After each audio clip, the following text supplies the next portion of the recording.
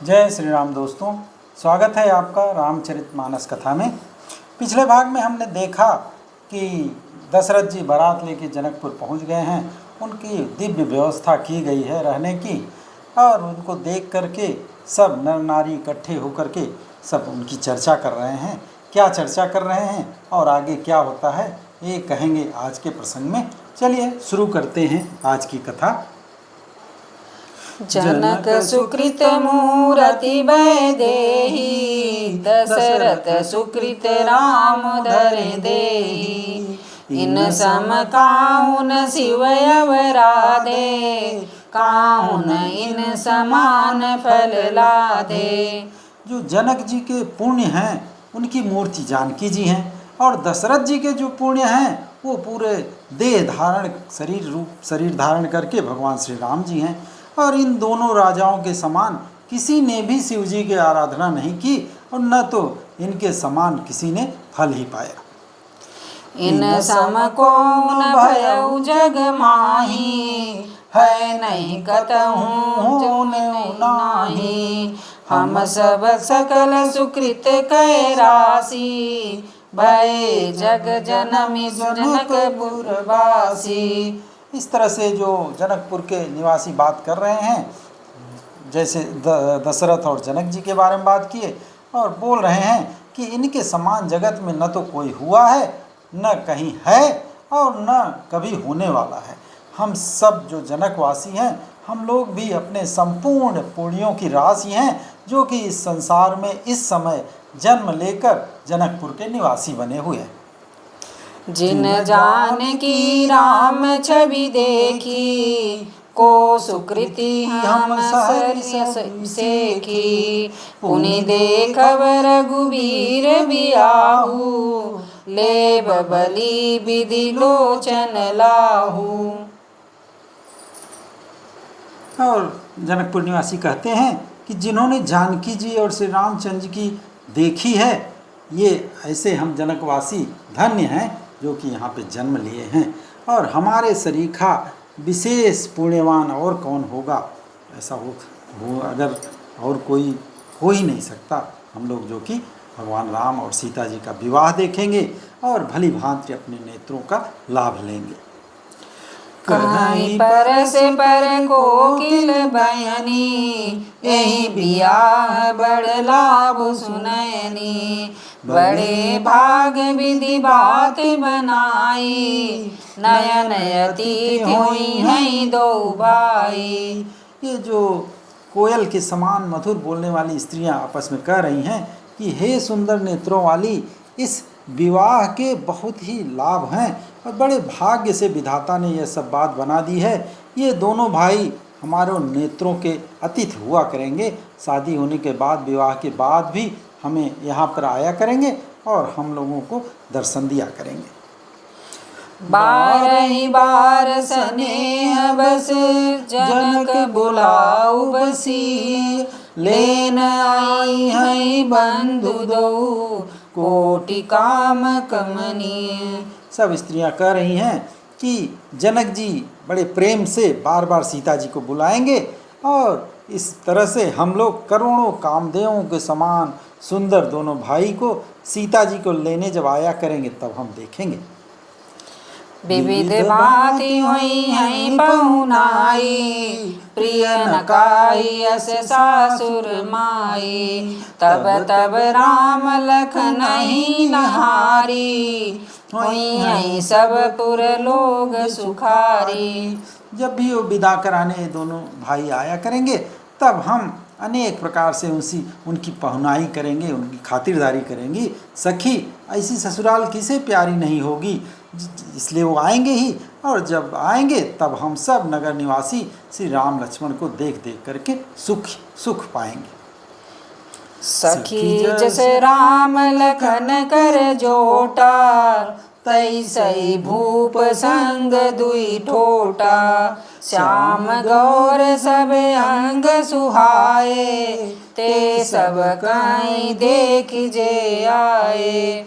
और वे आपस में बात कर रही हैं कि हे सखी, जैसा श्री राम और लक्ष्मण जी का जोड़ा है, वैसे ही दो और कुमार राजा के साथ आए हुए हैं। और उनमें भी एक श्याम रंग का है और दूसरे वो गौर वर्ण का है। जैसे राम लक्ष्मण है वैसे एक जोड़ी और है, और उनके भी सब अंग बहुत सुंदर हैं। ये ऐसा वो लोग बोल रहे हैं जो देख करके अभी बारात को आए हैं। कहा एक मैं आजु निहारे, जनु बिरंचि निज हाथ सवारे। भरतु राम ही की अनुहारी, सहसा लखि न सकई नर नारी। एक ने कहा कि मैंने आज ही उन्हें देखा है, वे इतने सुंदर हैं। वो जो दोनों और दो एक जोड़ी आई है वो भी इतनी सुंदर है, और ऐसा लगता है मानो ब्रह्मा जी उन्हें अपने हाथों से बनाए हैं। और भरत तो श्री रामचंद्र जी की शक्ल सूरत के हैं, और उन्हें स्त्री पुरुष जल्दी पहचान ही नहीं पा रहे हैं कि ये भरत है या राम जी हैं। लखनु शत्रु सुधनु एक रूपा, नक सिकते सब अंग अनुपा। मन भावई सुख बरनि न जाहि, उपमा कहूँ त्रिभुवन को नाही। और दूसरा जो दूसरे भाई हैं शत्रुघ्न, वे बिल्कुल लक्ष्मण जी के समान हैं, एक ही रूप है। दोनों के नख से शिखा तक सभी अंग अनुपम हैं, अनोखे हैं, और मन को बड़े प्यारे लगते हैं। लेकिन इतना कि उनका मुख से वर्णन नहीं हो सकता। उनकी उपमा के योग्य देने तीनों लोकों में कोई चीज़ नहीं है जिससे कि उनकी तुलना की जा सके। उपमान को कह दास तुलसी, कतहु कवि को विद कहे।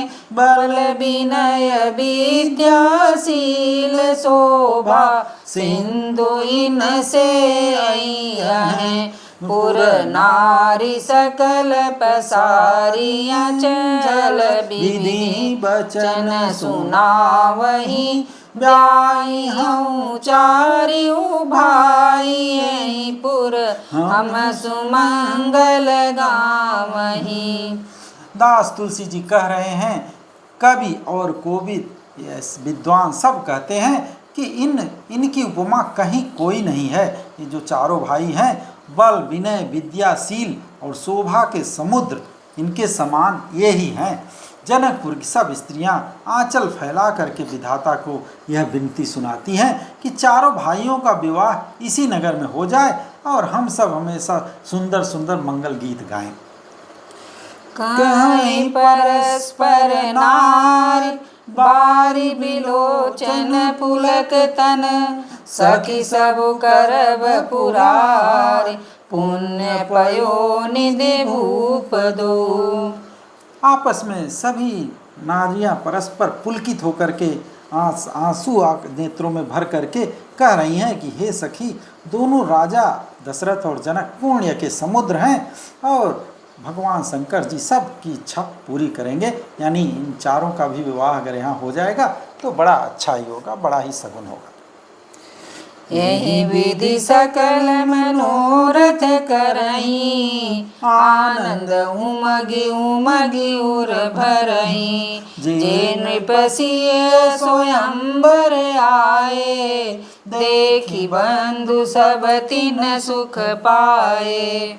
इस प्रकार से सभी नारियां जनकपुर की ऐसी इच्छा कर रही हैं, और उनके हृदय में बार बार इतना उत्साह भर जा रहा है, वो आनंद मग्न हो जा रही हैं।